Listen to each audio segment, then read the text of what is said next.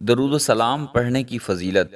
حضرت عبد الرحمن بن عوف رضی اللہ تعالی عنہ فرماتے ہیں کہ ایک مرتبہ میں مسجد میں آیا تو دیکھا کہ رسول اللہ صلی اللہ علیہ وسلم مسجد سے باہر نکل رہے ہیں۔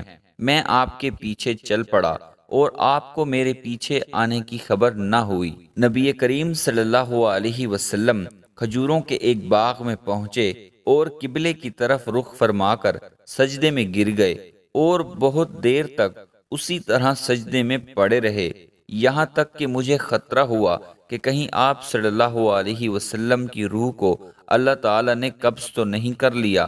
میں آپ صلی اللہ علیہ وسلم کے پاس آیا اور پریشانی کے عالم میں جھک کر آپ صلی اللہ علیہ وسلم کا چہرہ مبارک دیکھنے لگا۔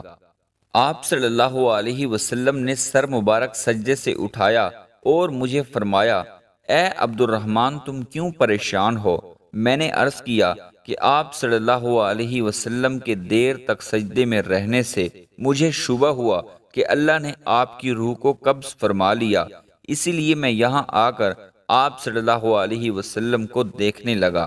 آپ صلی اللہ علیہ وسلم نے ارشاد فرمایا، جب تم نے مجھے دیکھا کہ میں کھجوروں کے باغ میں داخل ہوا تو وہاں جبرائیل سے ملا۔ وہ کہنے لگے کہ آپ صلی اللہ علیہ وسلم کو بشارت دیتا ہوں کہ اللہ فرماتے ہیں، جو شخص بھی آپ صلی اللہ علیہ وسلم پر سلام بھیجے گا میں اس پر سلام بھیجوں گا، اور جو آپ صلی اللہ علیہ وسلم پر درود بھیجے گا میں اس پر درود بھیجوں گا۔